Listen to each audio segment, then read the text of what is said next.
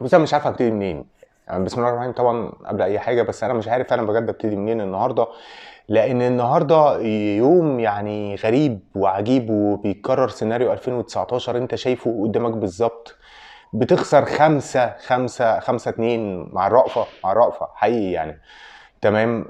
ناس كتير كانت بتكلمني تقول لي انت ما بتشيتش بالاهلي ليه لما بيكسب؟ ما يعني مش عاجبك على طول اي حاجه عشان اليوم ده، عشان ده، عشان اللي انت شايفه ده، عشان انت بتتفرج على واحد فاهم وعارف واحسن من كل اللي بيحللوا كوره في قنوات الرياضيه، لان دول ليهم اجندات. انا ماليش حاجه، انا مشجع عادي على قدي على باب الله، بنزل على القهوه اتفرج على الماتش وبقول لك اللي انا شايفه بحق ربنا، وخبره 25 سنه في ده من 97 بتفرج على ده وعارف ايه اللي ينفع وايه اللي ما ينفعش، ومين اللاعب اللي ينفع يجي ومين اللي ما ينفعش يجي، ومين اللي يكمل ومين ما يكملش، وعارف امتى ده كويس وامتى ده ماشي بالزاويه وامتى ده وحش.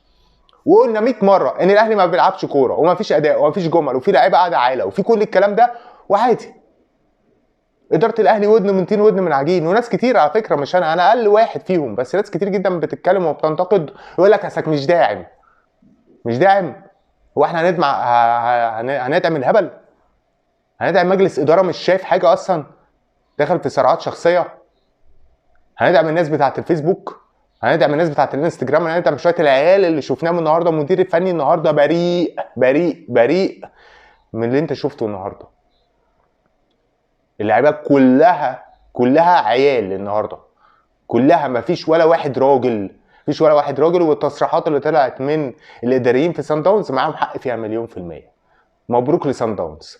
انا بدعم سان داونز، بدعم سان داونز لانه بيلعب كوره، بحييته فعلا بجد، فرقه محترمه. ولكن ايه اللي خلاها فرقه محترمه؟ لان انت ما جيتش، ما عملتش حاجه، مفيش اي حاجه. ما حدش يقول لي بقى الساعه 3 العصر وبريتوريا والجو حر والاجهاد وماتش المقاولين اللي كان يوم الثلاث ورابطه الانديه تعنتت مع الاهلي فالاهلي راح مجهد فخسر. لا لا لا، انت اللي من الاول قبلت انك تلعب في كاس عالم، اشرب. ومين اللعيبه المجهده؟ ما انت كل لعيبتك اتصابت ورجعت، مفيش لعيب لعب كل الماتشات على بعض يعني من الاخر. احنا نهزر ولا هتضحكوا على مين؟ ايه الحجه بقى اللي هتطلعوا بيها؟ النهارده الاهلي بيخرج رسمي ومحدش يقول لي اصل انا مستني ماتش سان داونز والهلال وما اعرفش لو سان داونز كسب ولا تعادل يبقى عندك امل دي تبقى حد تاني، واخد بالك؟ لكن اللي انت شفته النهارده ده هراء كروي. الماتش بيبتدي انت ما جيتش الماتش بيجي فيه جول 1-0 في اول دقيقتين 3، بسم الله الرحمن الرحيم، والهدف الاول ربنا بيكرمك بجول، بتضغط بس بثلاث لعيبه على الخط الخلفي، بتقطع الكره بتحط جول، خلاص انت شفت انك انت مش قادر تجاري، قفل يا جماعه. بديهيات كره القدم، المدير الفني مش هينزل يلعب اكيد، المدير الفني مش قايل للعيبه تغلط الغلطات الساذجه دي. كل اللي جوال تضحك، كل اللعيبه سيئه اصفار النهارده كلهم ما عدا بيرسي تاو اللي الواحد بينتقده طول الموسمين اللي فاتوا واللي الاعلام كله بينتقده، وهو ما عملش اي حاجه غير الماتش ده. الماتش الوحيد اللي لعبه في سنتين قعدتهم في النادي الاهلي هو النهارده بيرسي تاو، بس الوحيد اللي لعب، هو ده الماتش الوحيد اللي لعب بيرسي تاو من ساعه ما جه الاهلي. عدا ذلك انت بتلعب شويه اطفال بيلعبوا قدام معلمين. اجوال ساذجه بتيجي فيك، يجي فيك 3 اجوال الشوط الاولاني ما عملتش ولا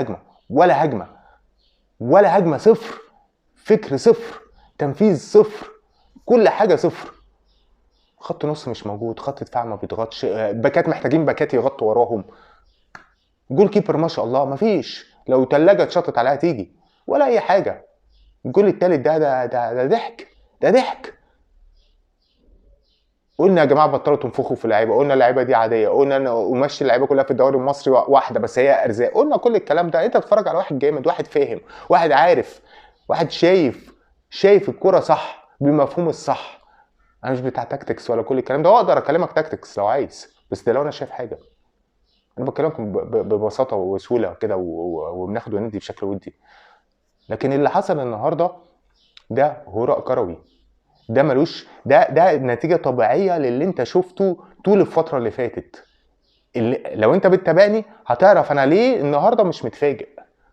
انا يمكن اتفاجئت شويه ان مفيش روح، يعني حتى حته الرجوله مش موجوده. طب انت فنيا وحش خليك راجل، لا مفيش رجاله، لا انت بتسرجل ولا فني ولا اي حاجه، ولا في لعيب حتى غيران على اسمه في المقام الاول. في الاخر بنقول لك كل الدعم، مع احترامي لكل الجمهور اللي بيروح في ماتشات الاهلي في استاد الاهلي والسلام ولا في استاد القاهره ولا في اي حته، بتوع الثالثه شمال بتهز جبال والاناشيد اللي بيروحوا يرددوها دي. لو فعلا الجمهور ده عايز يرجع الفرقه دي، لو راح يضغط على اللعيبه دي ويشتم اللعيبه دي، اللعيبه دي اصلا ما خدتش على جمهور بيزوم عليها، اللعيبه دي خدت على الاناشيد والاهازيج اللي بتقال في المدرجات وخلاص، حتى ما بقتش تتحوق فيها. حته الثالثه شمال بتهز جبال ما بقتش اصلا تجيب مع اللعيبه اي حاجه. اللعيبه كلها دماغها مش في الكوره، دماغها في السوشيال ميديا، دماغها في الستوري، دماغها في اللقطه، دماغها في اي حاجه. وقلنا الكلام ده، وطبعا مفيش حد مصدق الواحد بيقول ان الواحد سابق الميديا اللي انت بتتفرج عليها كلها. الاهلي النهارده تحت رحمه صن داونز لو كسب الهلال او تعادل بيدي لك امل. وطبعا صن داونز مش هيحرق نفسه على الفاضي يعني. صن داونز النهارده عنده 10 نقط، الهلال عنده 9، الاهلي عنده 4، القطن عنده 0. لو الاهلي كسب القطن وكسب الهلال هيبقى 10.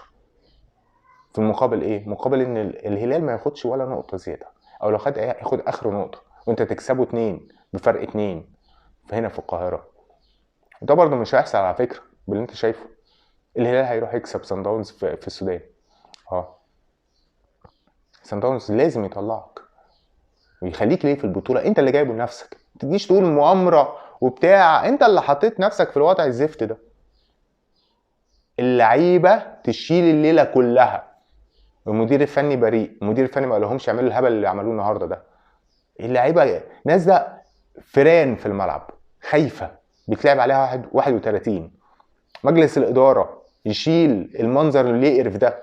قلنا الفرقه محتاجه تتنفض، فين الصفقات، فين الزفت؟ مفيش لا صفقات ولا حاجه، وشايف الفرقه حالها يقرف الكلب بقالها فتره خلاص. ولما بيحصل لك انتفاضه نوعا ما انت محتاج تغيير جذري في اللعيبه. قلنا حارس مرمى وباك شمال ومساكين ونص ملعب ومركز 10 وفرودين وينج. قلنا الكلام ده. راح يجيب لي خالد عبد الفتاح ومروان عطيه خلاص، وكريستو ما شفناهوش ده طبعا خلاص تمام، وقندوسي بقى هو بقى بيلعب بس يعني. فين بقى بقيه المراكز الحساسه؟ مساكين النهارده. واحد زي ياسر ابراهيم ده بيعمل ايه لحد النهارده اصلا؟ واحد قد اللوح مش قادر يجري وبتلعبه اساسي. محمد عبد المنعم فزلوك. محمود متولي بيتصاب بالايحاء. رامي ربيع خلاص. ايمن اشرف مش موجود. هما دول السرد باكات بتوعك؟ حتى اللعيبه اللي بتجيبه بيتصاب. كل اللعيبه دي كلها اتصابت ورجعت، مفيش لعيبه اصلا لعب بكل الماتشات على بعض. في الحقيقه منظر مقرف ومنظر ما عنديش مشكله نخسر كوره، نبقى وحشين بس ما تتهنش كرويا، لان انت نادي الاهلي. اللعيبه دي مش حاسه بقيمه التيشيرت ده ولا حاسه بالنعمه اللي هي فيها. اللعيبه دي لما بتمشي من الاهلي بتشوف انها خلاص بتنتهي كرويا.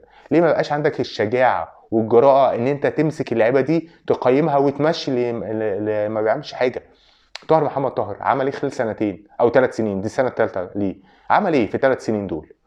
بيرسي تاو عمل ايه؟ ياسر ابراهيم ايه فايدته؟ محمد الشناوي محتاج حارس تاني. علي لطفي بيعمل ايه؟ مرتزقه في النادي بيقبض ويمشي. مدير الحسابات اما بيطلع كده كشف كده برسوم المرتبات اللعيبه دي. هو بجد الفلوس اللي بياخدوها دي يعني بجد هم بيعملوا بيها حاجه؟ يعني بيلعبوا بالفلوس اللي بياخدوها دي؟ بيلعبوا كوره بالفلوس اللي بياخدوها دي؟ بيأدوا اللي عليهم بالفلوس اللي بياخدوها دي؟ بيأدوا 50% من اللي عليهم؟ اللعيبه ما فيش. ده ماتش لعيبه. ما تقوليش اصل المدير الفني المفروض كان ينزل مروان عطيه ويلعب ب3 ديفندرات وبتاع. انا معاك ان في جزء فني ان الماتشات اللي تلعب بنتائج ايجابيه في بريتوريا كان ايام موسيماني وقبليه فايلر لما لعب قدام سان داونز في ماتش النوك اوت، كسب هنا في القاهره 2-0 وراح هناك في بريتوريا اتعادل 1-1 وكان بيلعب بمحمود متولي في قلب السرد باكين، يعني مدافع متقدم بس بين السرد باكين. فانت بتلعب بزي ليبرو قدام المساكين مش وراهم. ونفس الشيء عمله موسيماني في الموسم اللي بعده لما لاعب رامي ربيعه برده في نفس المركز ده، يمكن عشان تحد من الخطوره. ولكن انت حتى لو بتلعب 4-2-3-1 انت ما فيش تنفيذ هجومي ولا اي حاجه ولا دفاعيا موجود. انت كنت عايز الماتش ده انك هتكسبه تتعادل لكن ما تخسرش. انت خسرت وفضيحه وباداء وما فيش اي حاجه والحكم زي الفل ما فيش اي مشكله خالص. ما عملش انت اي حاجه خالص. تمام. اللعيبه دي ما فيش. اللعيبه النهارده تقييم محمد الشناوي 0. ما فيش. ما عملش اي حاجه. الجوال بتيجي فيه ما تقولش ان ده حارس مرمى مصر الاول. ما فيش. محمد عبد المنعم 0 ولا اي حاجه. ياسر ابراهيم 0، علي معلول 0، محمد هاني 0، اليو ديانج 0، حمدي فتحي 0، طاهر محمد طاهر 0، بيرسي تاو 7/10، محمد شريف 1/10. ده تقييمي للعيبه الاساسيه. الاحتياطي مين نزل احتياطي النهارده؟ قفشه 2/10. مين تاني؟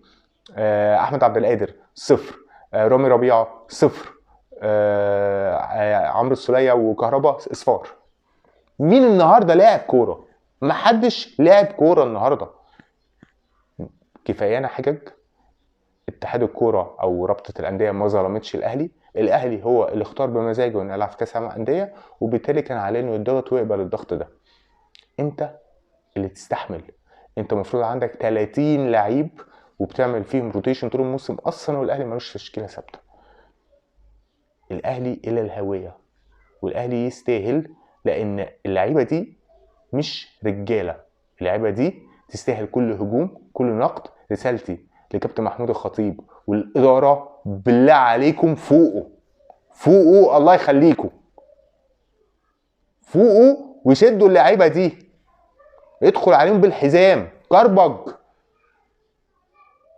كفايانا دلع، كفايانا طبطبه.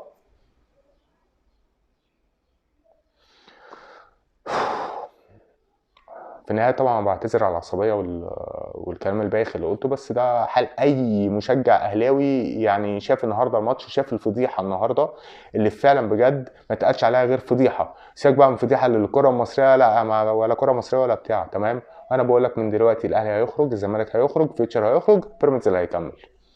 اشوفهم على خير ان شاء الله في ماتشات مقبله، واعذرونا مره تانية للعصبيه. السلام عليكم.